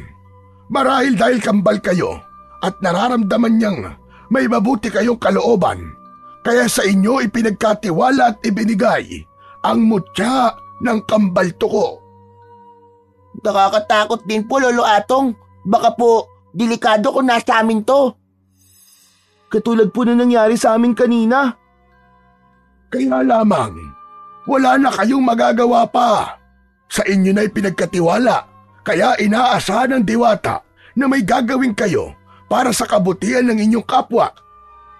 Kung hindi nyo gagamitin ang mutya na ipinagkatiwala sa inyo, mas mapanganib at baka kung anong mangyari sa inyo mga apo. Pero wala rin kayong dapat na ipag-alala dahil tutulungan kayo ng mutya at siyang poprotekta sa inyo sa anumang uri ng kapahamakan. Sa pagtataglay nila ngayon ng mutya, ay tila nagkaroon ng pagkabahala ang kambal dahil yun sa mga sinabi sa kanila ng kanilang lolo Atong. Sapagkat sa responsibilidad na nakaatang ngayon sa kanila. Subalit, wala na silang magagawa. Hindi na nila maaatrasan yun. Samantala, sa bahay ni na Aling Shiny ay kausap nito si Popsicle. Masinsinan ang kanilang pag-uusap. Ito na ang takdang panahon, Apo. Pero Lola, hindi ko talaga feel. Ay nako, tumigil ka nga sa kaartihan mo, Popsicle. Ayoko. Magmumukha akong tsaka. Ano sa ibig mo mangyari sa akin? Iyon ang nakatakda. Nakatadhana ka para maging isang manananggal na kagaya ko. Ayoko pong mahati ang sexy body ko, Lola. Ang tsaka nun, hindi ko feel. Ano gusto mo? Ang maging manananggal o maging pagkain ng manananggal? Sige nga, mamili ka. Pagkain? No! Ayoko nun. Lalong hindi ako papayag na gawin akong lafang ng mga manananggal, no? Kapag hindi ka naging kauri natin, gagawin ka nilang pagkain. Ano ba naman yan? Ang lufit-lufit naman nun? Wala man lang magandang option? Kundi ang maging tsaka o maging lafang? Kaya magdesisyon ka na dahil sayang ang bawat oras na lumilipas. Hindi na sumagot pa si Popsicle. Wala na siyang magagawa. Ayaw niyang maging pagkain ng mga manananggal. Kaya doon na lang siya sa maging kauri nila. Halika, sumama ka sa akin. Saan po tayo pupunta, Lola Shiny? Dapat gawin na ang ritual upang maging ganap ka ng manananggal. Masama man ang loob ni Popsicle, hindi niya na mapigilan pa ang nakatakda niyang kapalaran. Kaya ang tanging magagawa niya ay yakapin na lang upang maging isa na ring kampon ng kadiliman, katulad ng kanyang lola Shiny. Sa harap ng isang altar ay isinagawa na kagad ni Aling Shiny ang kanyang ritual upang mapasahan ng pagiging manananggal si Popsicle. Matapos ang orasyon na kanyang ginawa at paulit-ulit na sambitin ang dasal na nasa Latin, ay inumpisahang pahiran na ni Aling Shiny ng langis ang katawan ng kanyang apo. Buong katawan, mula ulo hanggang paa. Pagkaraang mapahiran ang buong katawan, ay unti-unti nang nagbago ang itsura ni Popsicle. Kumulubot ang kanyang iniingatang balat. Nanigas ang kanyang inaalagaang makintab at mahabang buhok. At kasunod nun, ay napahiyaw siya dahil sa tila pinipilipit ang kanyang katawan na unti-unti itong napuputol. Kasabay ang paglitaw ng mga pakpak sa kanyang likuran. Konting tiis lang, Apo. Talagang mahirap at masakit sa simula. First time na mahahati ang katawan mo, kaya magiging masakit yon. Pero pagkatapos doon, hindi na, kundi magiging pangkaraniwan na lamang. Aray ko! Parang hinahalukay ang tiyan ko, Lola! Aray ko! Hindi ko carry! Kaya mo yan! Kayanin mo! Magiging maayos din ang lahat. At sa susunod, mag-e-enjoy ka na sa pagiging manananggal. Saglit pa ay ganap nang naging manananggal si Popsicle. Ikinampay ang pakpak at lumipad papalabas ng bahay. Nagpahid na rin ng langis si Aling Shiny upang maging ganap na rin siyang manananggal. Hindi niya maaaring pabayaan ang kanyang apo. Unang pagkakataon yun sa pagiging aswang na manananggal ng kanyang apo, kaya dapat niyang alalayan. Ang kubo ni Lolo Atong ang agad na pinuntirya ni Popsicle. Gusto niyang parusahan ang dalawang bata at gagamitin niya ngayon ang kanyang pagiging isang manananggal para turuan ang mga ito ng leksyon. Halos magkasunuran lang ang aswang na sina Aling Shiny at Popsicle nang makarating sa lugar ni Lolo Atong. Dumapo sila sa punong malapit lang sa kubo. Pakoy, narinig mo ba yun? Oo, Pekto. Narinig mo. Bakit mga apo? Ano ba yung narinig nyo? Pagaspas po ng malaking ibon, Lo. Aswang na manananggal. Andito po sila. Bakit sila? Hindi lang isang pares ng pakpak ang narinig ko, Pekto. Higit pa sa isa. Gusto na naman tayong pagtripan ng mga manananggal na yun, ah. Wala talaga silang kasawa-sawa. Tayo na naman ang puntirya nila. Pakoy, ihanda mo mong tiyan ng kambal toko. Kailangan natin yun. Oo, Pekto. Tignan ko lang kung hanggang saan ang yabang ng mga manananggal na yan. Mula sa punong dinapuan at kinalalagyan ng dalawang manananggal ay narinig nila ang pag-uusap ng kambal. May taglay na malakas na pandinig ang lahi ng aswang na kinabibilangan ni na Aling Shiny at Popsicle, kaya narinig nila ang tungkol sa mutya. Rinig niyo po ba yon, Lola Shiny? Oo, Apo. May taglay silang mutya ng kambal toko. Ano po yon, Lola? Yon ang kanilang gagamitin laban sa atin. Kaya kailangan nating maging maingat. Hindi ko pa rin alam kung ano ba ang bisa ng mutya na sinasabi nila kapag ginamit sa katulad natin. Bago lumabas ng kubo ang kambal, ay may ibinigay sa kanila si Lolo Atong. Lumang sandata yon na ngayon lang niya inilabas mula sa pagkakatago. Kailangan nyo ito, Pekto, Pakoy. Isang tabak at isang karet na maaari nyong gamitin sa pagharap sa manananggal. Wow! Ang astig, Lolo! Ang gara nitong tabak! Ayos to, Lolo Atong, Ayos din po tong karit na to. Tsak! Putol ang pakpak na manananggal kapag ginamitan ko siya nito. Mag-iingat kayo, mga apo, at ako na ang bahala sa orasyon at dasal para sa mutya. Ano po? Alam niyo po ang orasyon para sa mutya ng kambal toko? Oo, may itinuro sa aking orasyon ng aking lolo.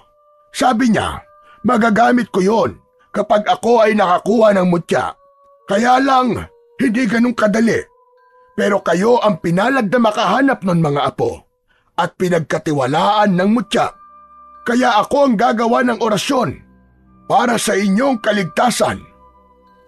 Kailangan na naming lumabas, Lolo Atong.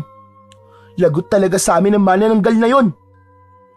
Gaya ng palagi ko sinasabi, mga apo, doblehin nyo ang inyong pag-iingat. Sa paglabas ng kambal sa kubo, ay agad nilang nakita ang dalawang manananggal na nakadapo sa isang malaking puno. Kanina pa nila tayo hinihintay, Pakoy. Naghihintay sila para sa kanilang kamatayan.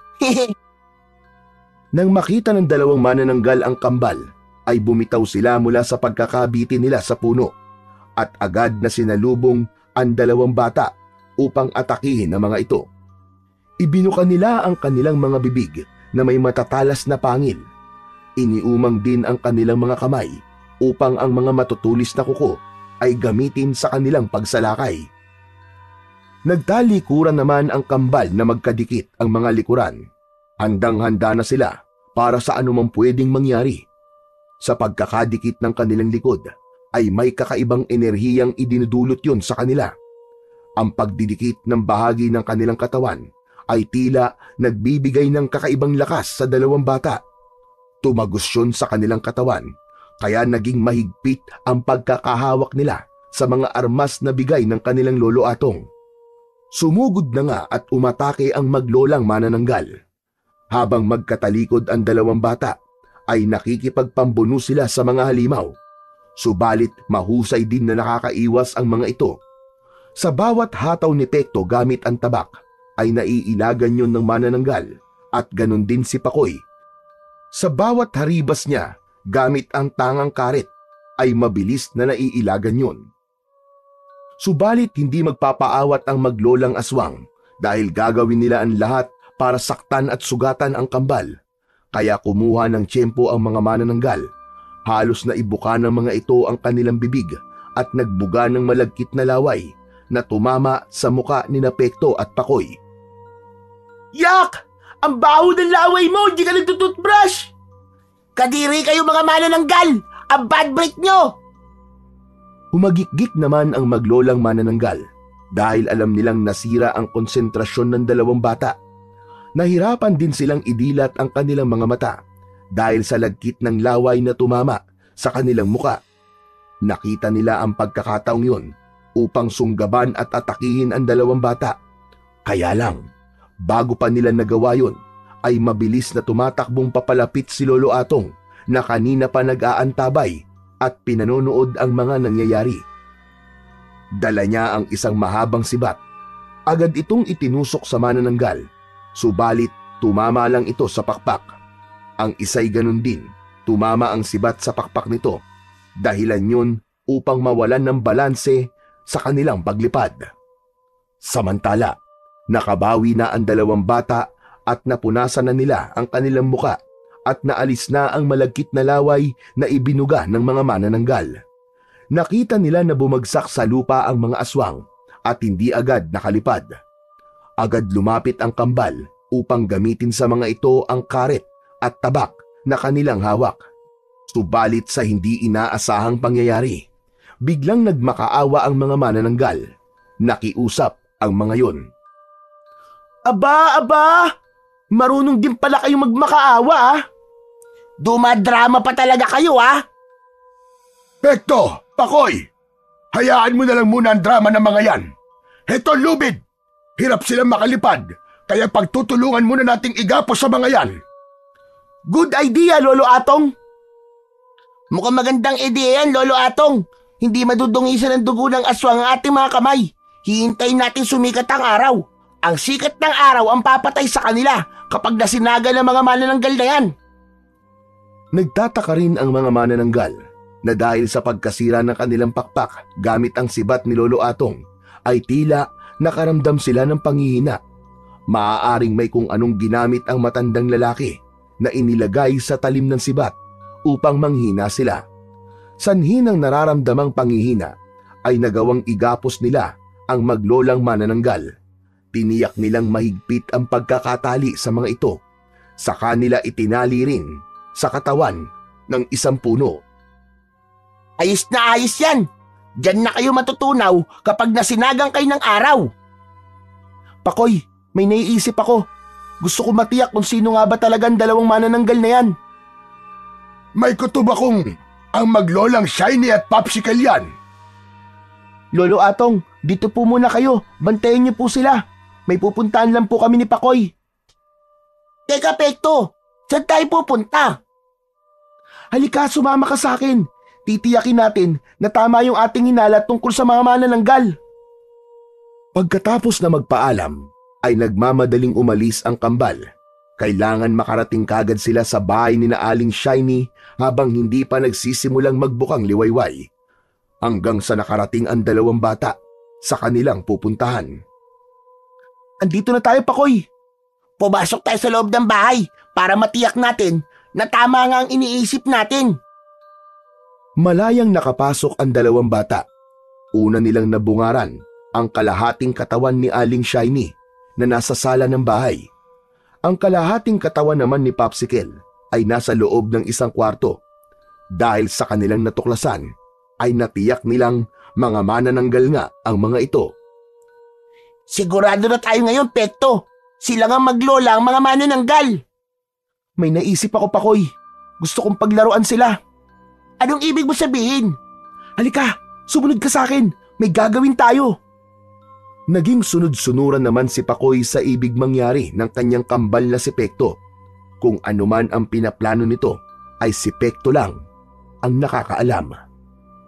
Gaya ng bili ng dalawang kambal, ay mahigpit namang binantayan ni Lolo Atong ang nakagapos na mga manananggal. Humanda kayo ngayon. Malalaman na ng kambal ang sikreto nyo. Kaya umamin na kayo hanggat maaga pa. Kayo ang maglolang Shiny at Popsicle, hindi ba? Mga manananggal kayo, mga salot! Pinili pa rin ng maglola ang hindi magsalita.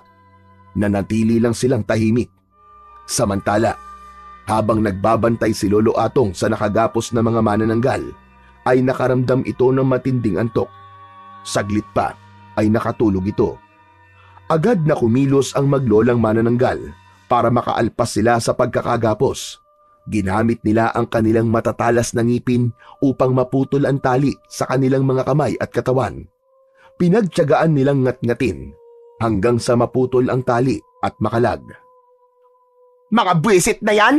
Pinahirapan nila tayo, Lola Shiny! Kailangan makaganti tayo! Tama ka, Lola. Kaya unahin na natin ang matandang ito. Kahit medyo bilasan ang dugo nito, pagtsatsagaan ko na lang sipsipin. Wag na, Popsicle. Wala na tayong oras. Aalis na kagad tayo, Lola? Oo, kailangan na natin makauwi Mag-uumaga na.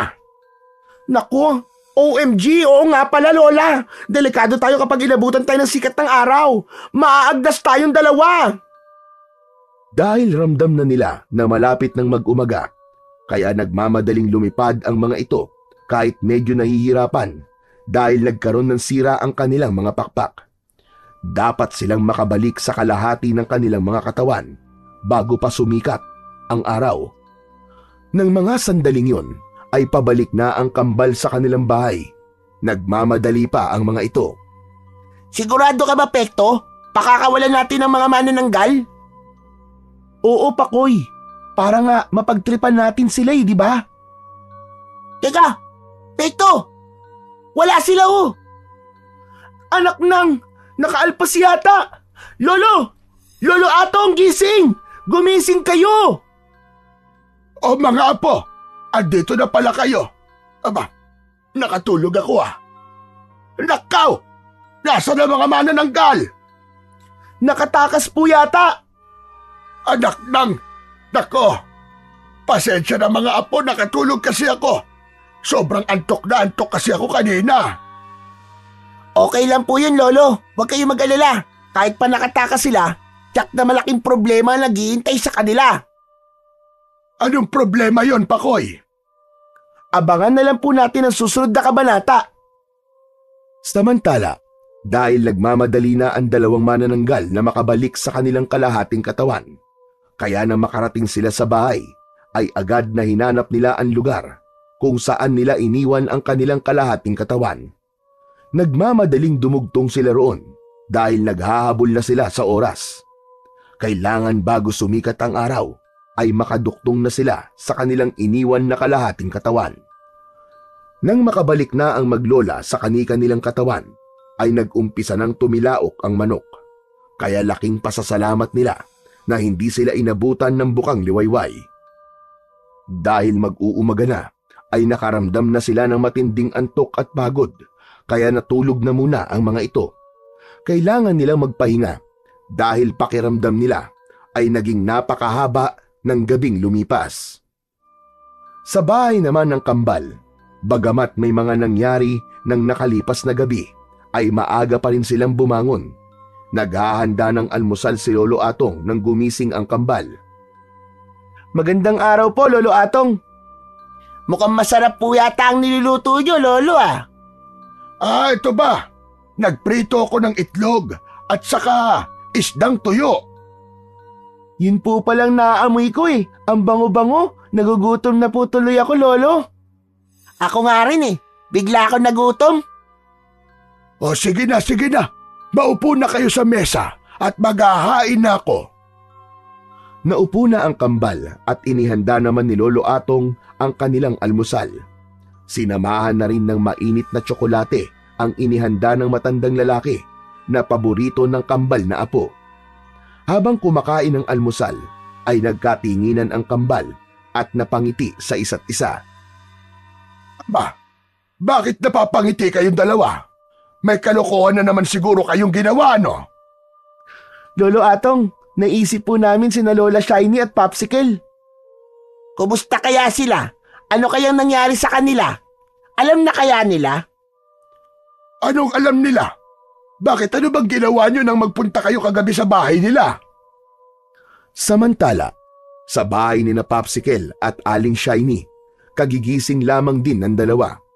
Unang bumangon si Aling Shiny upang magbawas. Ihing-ihi na siya, kaya nagmamadaling nagtungo sa kubeta. Subalit gano'n na lang ang kanyang pagkagulat nang sisimulan na sana niya ang pagbabawas. Napasigaw ito ng malakas. Hindi! Narinig yun ni Popsicle na agad na pabangon at nagtungo sa kubeta. Inabutan niya na nanlalaki ang mga mata at tila natatakot ang kanyang lola. Lola Shiny, ano po ba nangyayari? Grabe naman kayo kung makasigaw. Muntik na akong himatayin sa takot. Apo, nasan ka? Nawawala. Napalitan. Ang alin po bang napalitan? Yung aking yung pechay ko. Bakit naging ganito? naging talong na! Ano? Ano po bang sinasabi nyo? Pechay at talong ba ang uulamin natin mamaya? Tignan mo! Tignan mo! Itinaas ni Aling Shiny ang kanyang suot na saya. Napamulagat si Popsicle dahil sa kanyang nakita. OMG, Lola! Bakla rin kayo? Bakit meron kayo niyan? Ano bakla sinasabi mo? Hindi ko nga alam bakit ako nagkaganito. Napalitan ng pechay ko. Biglang may kinapa si Popsicle sa kanyang harapan. Nanlaki ang kanyang mga mata sa kanyang naramdaman. Nawawala ang junior ko! Naglaho! Ano ka mo? Nawala ang junior mo at napalitan din. Mismo Lola Shiny. At type na type ko po naging kapalit. Girl na ako ngayon. Para ako nagpunta ng Thailand. Pero teka, patingin nga po uli nung ipinalit sa inyo. Tinignan yun ni Popsicle. Napamulagat siya nang makita uli yun. My God, Lola! Yung junior ko nasa inyo na! Bakit napunta sa inyo yan? At itong pechay nyo naman, sa akin napunta! Mga walang hiya sila. Pinaglaruan tayo, Apo. Ang kambal? Kagagawa nila ito. Pinagpalit nila ang kalahati ng katawan natin. Pinagtripan nila tayo. Ayoko nito. Ayoko nito, Apo. Kailangan magpalit kagad tayo, Popsicle. Ay, Lola, wag na lang. Okay na ako dito eh. Feel ko nga ito. Girl na ang peg ko. Tumigil ka. Tigilan mo ako. Kailangan magpalit tayo ng katawan. Huwag mo kunin ang pechay ko. Sa bahay naman ni Lolo Atong ay nagkakatawanan ng mga ito dahil pinag-uusapan nila ang kanilang ginawang pagpapalit sa kalahating katawan ni Aling Shiny at Popsicle. Kayo talaga, mga pasaway kayong bata kayo. Pinaglaruan nyo ang maglola. Si Pekto po may pakalanon. Siya po ang nakaisip ng ganun eh. O diba? Ayos naman ah. Ang ganda nga nung naisip ko eh. Si Lola Shiny, ang kalahati ng katawan niya ay kay Popsicle. At yung kay Popsicle naman, ang kalahati ng katawan niya ay nandun na sa kanyang lola. Ang cool nun, di ba? Malamang, galit na galit sa inyo si Shiny. Teka, paano kaya sila makakabalik sa dati nilang katawan? Hindi ko rin alam. Problema na nilang dalawa yun. Baka kailangan maging manananggal uli sila para sa pagbabalik nila ay sa tamang katawan na sila pupunta. Bahala na po sila. Hindi na po natin dapat isipin yun. Problema na nila yun.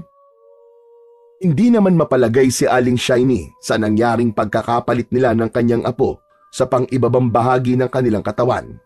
Hindi ito komportableng kumilos. Bihira! Ano ba ito? Ang sagwa! Bakit umuunat ito ng ganito? Hinahawakan lang naman. Buwisit talaga mga apo ni Atong. Magbabayad sila na malaki sa ginawa nilang ito. Kung hindi mapakali si Aling Shiny sa palitang nangyari at chill naman ang peg ni Popsicle at ini-enjoy pa ang naganap na palitan. Feel na feel niya ang kanyang pagiging tunay na babae. My God! Ganito pala ang pakiramdam kapag tunay na babae ka na. Ang saya-saya ng feeling. Sana hindi na lang kami ulit magpalit ni Lola. Sa akin na lang ito para maging ganap na akong girl. Para magawa ko ng lahat ng gusto ko. Makakapag-jowa na ako. Happy ng feeling. Teka, naku. Mamaya nga pala gagabi na naman. Tsak pipilitin ako ni Lola Shiny na maging manananggal kami para mahati uli ang katawan namin at maibalik niya ang kalahati ng kanyang katawan na nasa akin. Sigurado ko, pilit niya yung pagpapalitin. Ay, ayoko. No. Hindi pwede yon. Kahit medyo gurang na ang kalahati ng katawan ng lola ko, okay na okay pa rin. Mapagtsatsagaan ko na. Dahil ikinatuwangan ni Popsicle ang pagiging ganap niyang babae, kaya naman may naisip siyang paraan upang mamalagi sa kanya ang pagiging isang babae. Habang nasa labas ng bahay si Aling Shiny at abala sa ginagawa, ay pumasok ng kwarto ng kanyang lola si Popsicle. Agad na hinanap ang langis na ginagamit upang magbago ang kanilang anyo at maging manananggal. Heto na ang langis. Kailangan ko tong itapon para hindi na makita pa ni Lola Shiny. Nagmamadaling kinuha at ipinuslit yun ni Popsicle. Ayaw niya nang magpalit pa sila uli ng kalahating katawan. Kontento na siya sa pagiging tunay na babae. Wala rin siyang pakialam sa kanyang lola kung nahihirapan man ito sa kalagayan nito na nasa katawan ng lalaki ang kalahating katawan. Humukay si Popsicle sa lupa at ibinuhos doon ang langis, saka tinakpan. Hanggang sa sumapit na nga ang gabi na pinakahihintay ni Lola Shiny.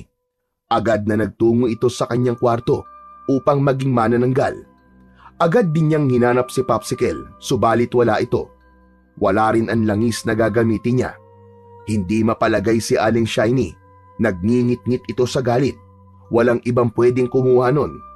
Tiyak niya na ang kanyang apo ang kumuha ng langis.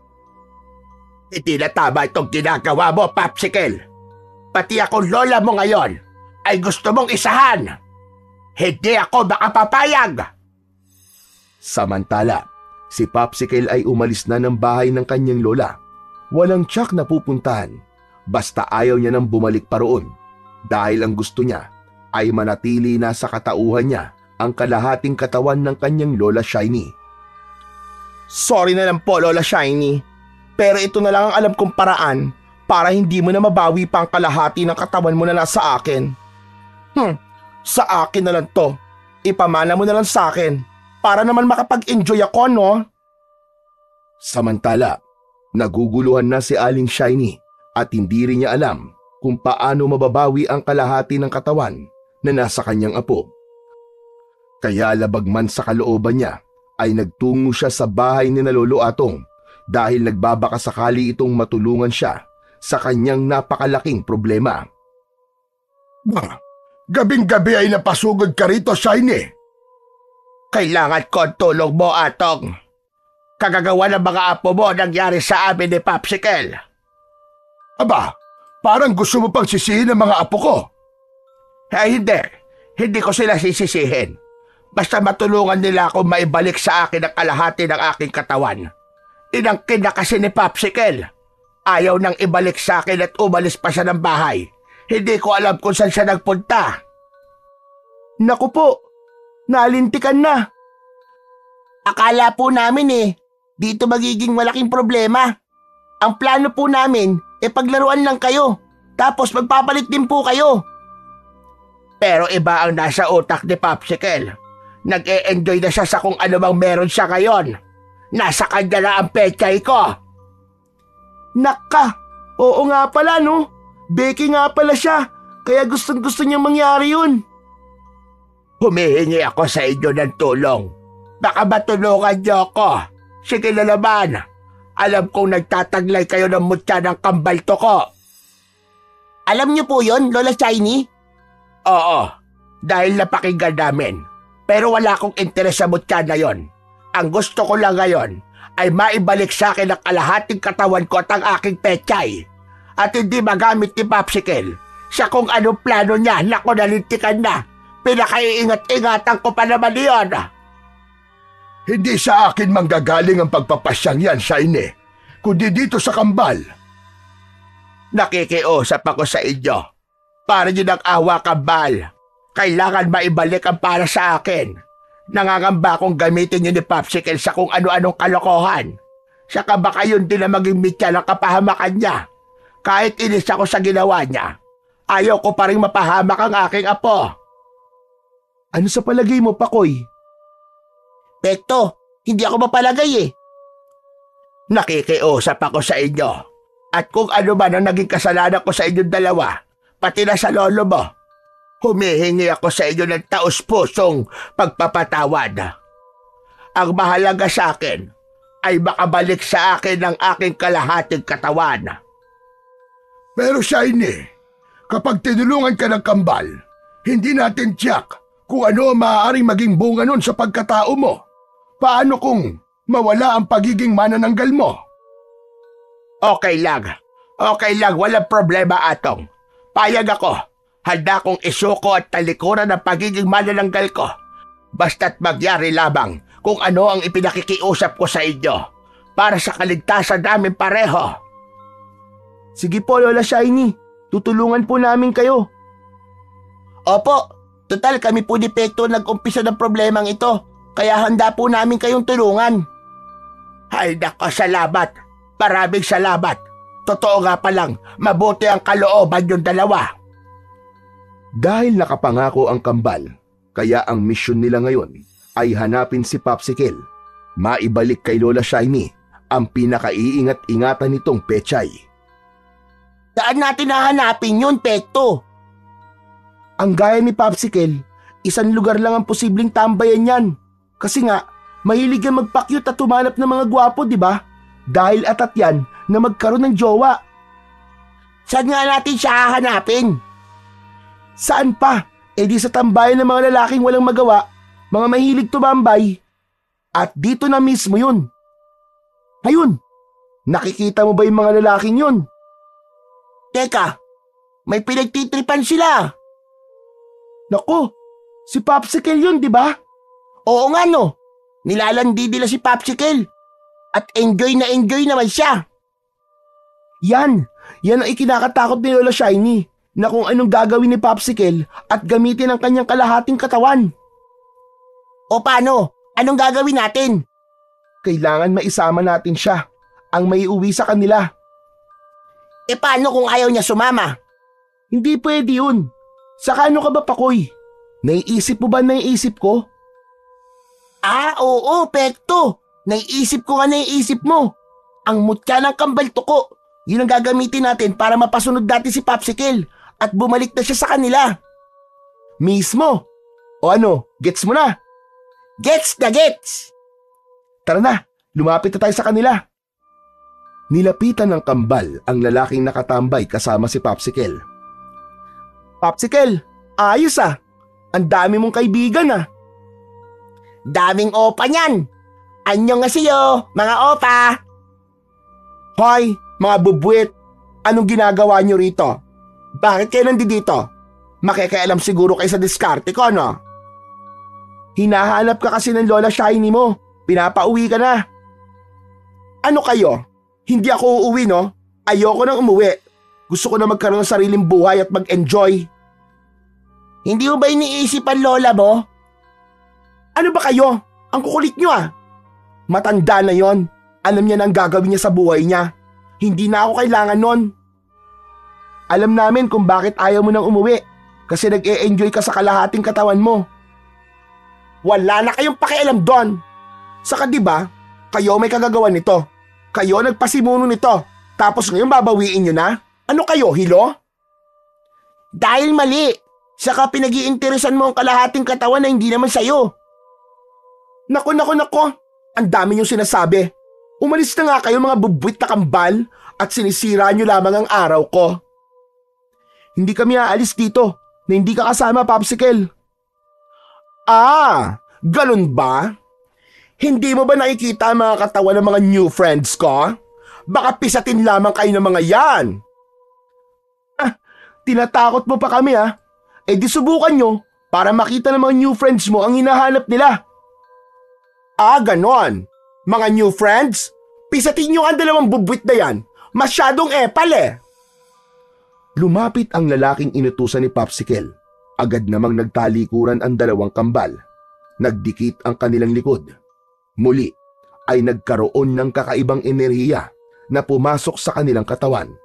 Kaya sa bawat paghatak sa kanila ng mga lalaking inutusan ni Popsicle ay nakakaya nila itong hilahin at ibalibag. Nagkaroon ng pambihirang lakas sina Pekto at Pakoy. Kaya isa-isa nilang napatumba at naihagis ang mga lalaking lumapit sa kanila at ibig silang pisatin. Saka nagtakbuhan ng mga ito na parang asong bahag ang buntot. O ano, Popsicle? Nasaan yung mga lalaking pinagmamalaki mo ngayon? Wala pala silang binatbat eh. Mga duwag. Puro muscle. Mga ampaw naman. Ikaw, sasama ka ba sa amin? O baka gusto mong matulad ka sa mga lalaking yun? Oo na. Sasama na ako sa inyo. Ang dami niyong hanash. Dahil sa takot ay sumama si Popsicle sa kambal at iniuwi ito sa bahay ng kanyang lola Shiny. Gustong sakalin at dagukan ni Aling Shiny ang apo nang makita niya ito. Napakasababog, apo, at talagang gusto mo pa akong isahan. Kinuha mo pa ang langis para matiyak na wala akong magagamit para makapagpalit ng anyo. Lola Shiny, kasi Kasi diba? Tama na. Huwag ka na magpaliwanag. Akala mo siguro ay makabubuti para sa'yo ginawa mo. Hindi, Popsicle. Akala mo, nakagawa na uli ako ng langis na gagamitin para maging manananggal at mapagpalit ang kalahating katawan natin. May magagawa pa po ba ako? Pero nandito sina Pekto at Pakoy para pagkatapos na magpalit ang kalahati ng katawan natin ay maitama ang lahat. At handa ko ring isuko ang aking pagiging aswang. Tutulungan nila tayo magbago ang ating kapalaran. Handa po kami, Lola Shiny. Gagamitin namin ang bisa ng mutya ng kambal na tuko para baguhin kayo at maging normal. Tapos po, para ganap ng iwan ang madilim na yugto ng inyong buhay at makapagsimulang muli. Gaya ng dapat mangyari, ay ganun nga ang ginawa ni na Aling Shiny at Popsicle. Pagkatapos nilang maging manananggal, ay agad na pinagpalit ang kanilang kalahating katawan upang ilagay yon sa tama. Hindi naman sumira sa kanyang pangako si Aling Shiny.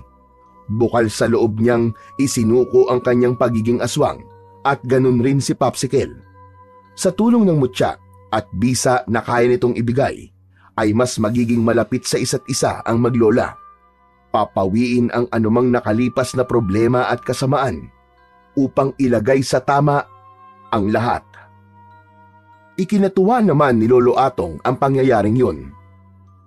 Laking pasasalamat din niya sa kanyang kambal na apo dahil ang ginawa ng mga ito ay malaking tulong upang ang kampon ng kadiliman na nagdadala ng takot sa kanilang baryo ay ganap ng magbago sa tulong ng mutya ng kambal tuko na siyang ipinagkatiwala sa kanyang mga apo. Kaya alam niyang sa mga susunod na araw ay may katulad pa ni na Aling Shiny at Popsicle na matutulungan ang dalawang bata para sa kaayusan at pananatiling pagkakadikit ng ugnayan ng isang pamilya. Ang problema sa isang pamilya ay hindi natin maiiwasan.